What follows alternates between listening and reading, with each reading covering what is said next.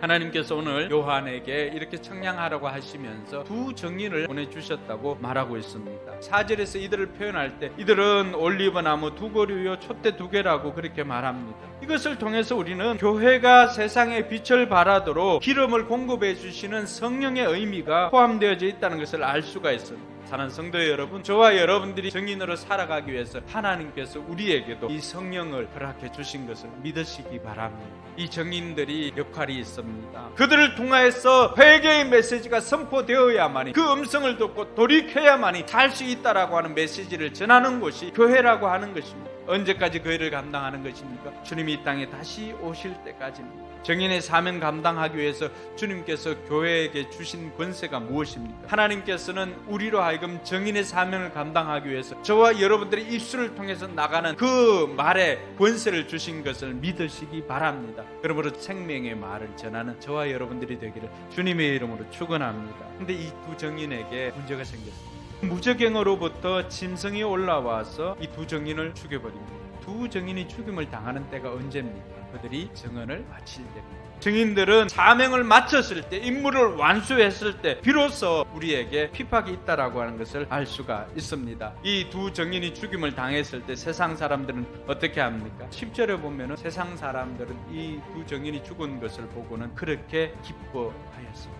죄에서 돌이켜라고 하는 그 메시지를 증인이 살아있을 동안에는 매일 듣게 되는 것입니다. 이렇게 살아서는 안 되겠구나. 찔림은 있었던 것입니다. 그런데 이제 증인이 사라진 것입니다. 그러니까 이들 마음이 얼마나 홀가분할까요? 그래서 서로 기뻐하면서 선물을 주고 즐기고 있습니다. 증인이 핍박받고 죽음을 당한 그 기간이 어느 정도 됩니까? 교회가 증인으로서 감당하고 하나님께서 주신 권세를 사용해서 영광을 누리는 때는 1년 반이었잖아요. 근데 죽임을 당하고 고통을 받는 때는 며칠입니까? 3일 반입니다.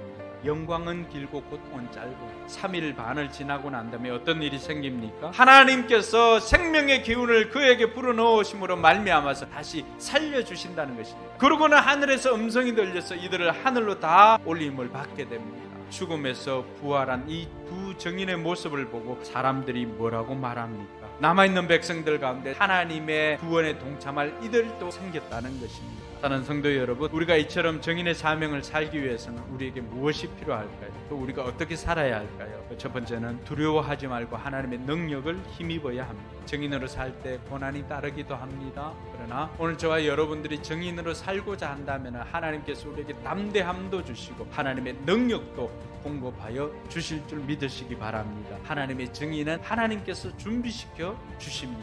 둘째로 살펴볼 것은요, 성령 충만을 받아야 합니다. 하나님께서 우리가 증인으로 살고자 결단만 하기만 한다면 성령을 우리에게 부어주시고 성령이 임하면 우리가 능력을 받아서 우리도 베드로처럼 담대하게 나아가서 복음을 전하는 증인이 될 수가 있습니다. 마지막으로 살펴볼 것은요, 우리로 인해서 구원받을 백성을 기대해야 합니다. 이 땅에서 우리는 우리가 주님의 증인의 삶을 살았다면 하나님 앞에 가서는 그들이 우리의 증인이 될 것입니다. 오늘도 증인으로 불러주신 그 주님 앞에 감사하며 이 땅에서 우리를 통해서 구원받을 백성들, 또 하나님 앞에 가서 우리를 증거해 줄 증인들을 위해서 살아가는 저와 여러분들이 되기를 주님의 이름으로 축원합니다.